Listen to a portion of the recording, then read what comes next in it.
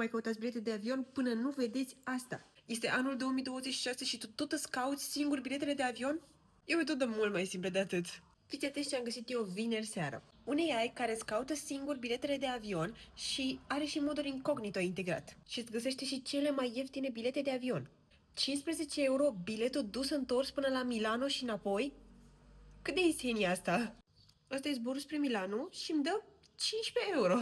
Păi decât să dau 50 de euro pe o ieșire în centru vechi, nu mai bine mă duc eu la Milano și mai rămân și cu bani.